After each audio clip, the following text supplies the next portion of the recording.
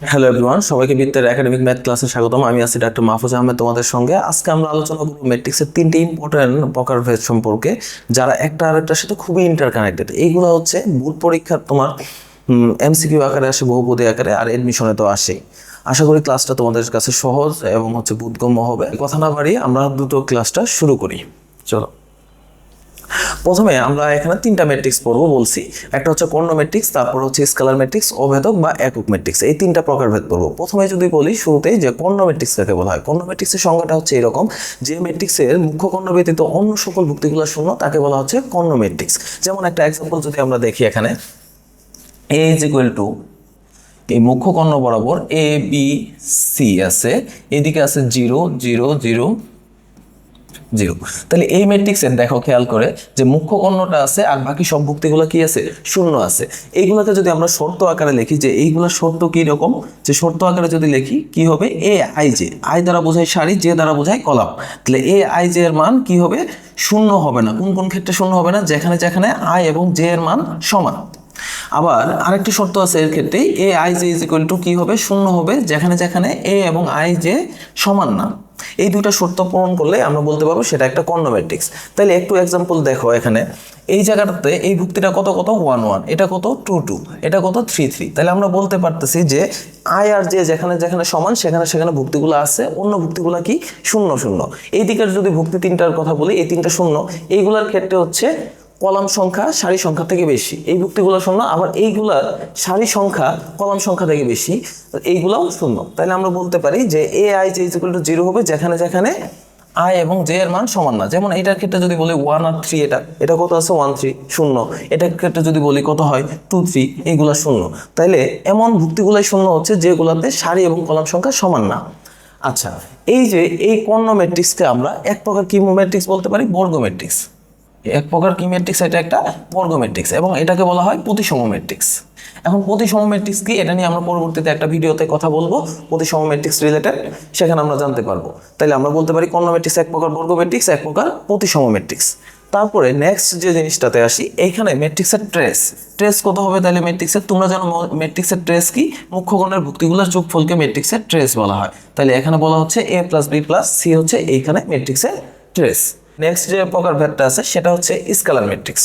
Scalar ম্যাট্রিক্সের সংজ্ঞাটা কি, যে বর্গ ম্যাট্রিক্সের মুখ্য কর্ণ ব্যতীত সকল ভুক্তিগুলো শূন্য এবং মুখ্য কর্ণের সকল উপাদান সমান তাকে বলা হচ্ছে স্কেলার ম্যাট্রিক্স। তাইলে এইখানে দুইটা কথা বলা আছে, একটা হচ্ছে মুখ্য কর্ণের সকল ভুক্তিগুলা সমান হবে এবং মুখ্য কর্ণ ব্যতীত সকল ভুক্তিগুলা কি হবে, শূন্য হবে। তাহলে একটা এক্সাম্পল যদি আমরা দেখি, একটু দেখো, এই একটা ম্যাট্রিক্স যদি আমরা দেখি, এখানে এ এ এ 0 0 0 0 0 0, ওকে। এইখানে যদি একটু খেয়াল করো যে এই ম্যাট্রিক্সের মুখ্য কর্ণ ব্যতীত সকল ভুক্তিগুলা কিন্তু শূন্য আছে এবং মুখ্য কর্ণের সকল ভুক্তিগুলা কি আছে, একটা নির্দিষ্ট কনস্ট্যান্ট আছে, নির্দিষ্ট কনস্ট্যান্ট। এর জন্য এর নাম কি হয়েছে, স্কেলার ম্যাট্রিক্স। এখন আমরা যদি এটাকে শর্ত আকারে লিখি, যে ভাই এটা শর্ত কি হবে, শর্ত হচ্ছে এ I J is equal two কি হবে, যে এ আই জে এর মান হবে একটা কনস্ট্যান্ট, আমরা কে ধরতে পারি অথবা এ ধরতে পারি, যেটাই ধরি সমস্যা নাই। কোন জায়গায় হবে এটা, যেখানে যেখানে আই এবং জে এর মান সমান। আর একটা শর্ত আছে এ আই জে এর মান হবে 0 যেখানে যেখানে আই এবং জে এর মান সমান না।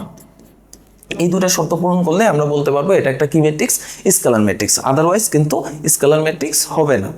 এখন আসো যে স্কেলার ম্যাট্রিক্স চাইলে আমাদের কি শর্ত পূরণ করে, আমাদের কর্ণ ম্যাট্রিক্সের শর্তটা পূরণ করে না। কর্ণ ম্যাট্রিক্সের শর্ত কি, যে মুখ্য কর্ণ ব্যতীত অন্য সকল ভুক্তিগুলা শূন্য হবে। তাহলে কর্ণ ম্যাট্রিক্সের শর্ত পূরণ করে, তাহলে এটাকে আমরা বলতে পারি কর্ণ ম্যাট্রিক্স। আর আমরা জানি যে কর্ণ ম্যাট্রিক্স এক প্রকার কি ম্যাট্রিক্স ছিল, বর্গ ম্যাট্রিক্স এবং প্রতিসম। তাহলে এটাকে আমরা বলতে পারি বর্গ এবং সাথে কি বলা যায়, প্রতিসম ম্যাট্রিক্স, প্রতিসম। এখন আসো, এই যে স্কেলার ম্যাট্রিক্সের ট্রেস কত হবে বলো তো। স্কেলার ম্যাট্রিক্সটার ট্রেস হচ্ছে কত হবে এই ক্ষেত্রে, এই ক্ষেত্রে হবে 3a। 3a কেমনে 3 হয়ে হইলো, আমরা যদি একটু ভেঙে ভেঙে লিখে দেখাই, a প্লাস এ প্লাস এ। তাহলে এটাকে যদি আমরা একটু শর্টকাটে বলি যে ভাই কিভাবে 3a হচ্ছে, যে আমার মুখ্য কোণের সকল ভুক্তিগুলা এ, আর এই ম্যাট্রিক্সটার ক্রম কত, 3/3, 3/3। তাহলে এই ম্যাট্রিক্সের ক্রম 3/3 আর মুখ্য কর্ণের সকল ভুক্তির মান হচ্ছে এ, এর জন্য এর হচ্ছে ট্রেস হচ্ছে 3a। এখন আমাকে যদি সেম একটা এক্সাম্পল বলতো যে 4/4 কমন একটা স্কেলার ম্যাট্রিক্স আছে, এর ট্রেস কত হবে, তাহলে আমরা বলবো 4 ইন্টু মুখ্য কর্ণের ওই যে সমান ভুক্তিগুলোর মানের গুণফলের সমান।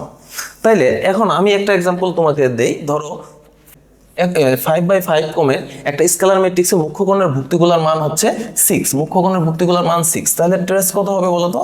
ট্রেস হবে, আমরা জানি যে কোনো যত কমের তার সারি অথবা কলাম সংখ্যা ইন্টু মুখ্য কোণের ভুক্তির মান, মুখ্য কোণের সমান ভুক্তির মান। তাহলে মুখ্য কোণের সমান ভুক্তি ছিল 6, তাহলে অ্যান্সার কত হইল? 30। তাহলে এইভাবে আমরা করতে পারবো।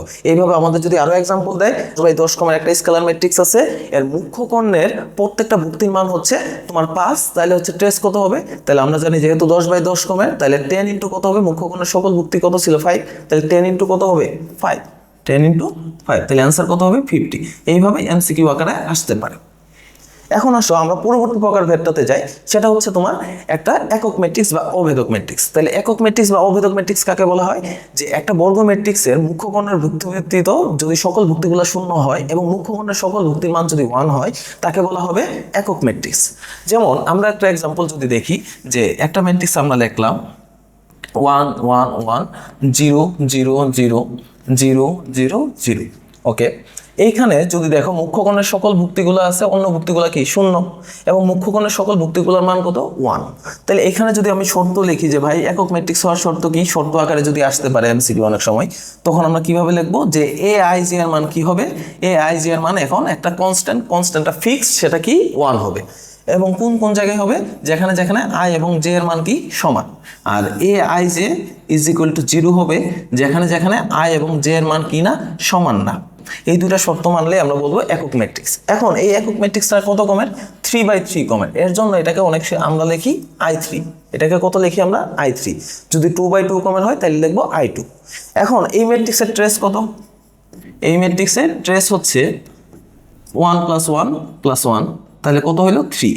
তাহলে আমরা বলতে পারি যে একটা একক ম্যাট্রিক্সের ট্রেস হচ্ছে যত কমের একক ম্যাট্রিক্স, যত কমের একক ম্যাট্রিক্স তার যে কোনো সারি অথবা কলাম সংখ্যার সমান। এখন যেমন একটা এক্সাম্পল যদি আমাকে দেয় যে 5/5 কমের একটা একক ম্যাট্রিক্স, এর একক ম্যাট্রিক্সের ট্রেস কত হবে? আমরা জানি প্রত্যেকটা মুখ্য কোণের সকল ভুক্তি 1 1 1, তাহলে 5/5 কমের একক ম্যাট্রিক্সের ট্রেস হবে 5।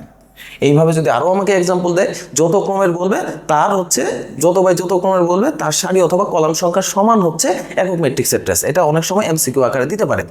যেমন আমাকে যদি আবার বলে ধরো 10/10 ক্রমের একক ম্যাট্রিক্সের ট্রেস কত, তাহলে আমরা বলবো 10। ওকে, আশা করি তোমাদের সবার এই বিষয়টা ক্লিয়ার হয়েছে এই তিনটা ম্যাট্রিক্সের প্রকারভেদ নিয়ে। সবাইকে ধন্যবাদ।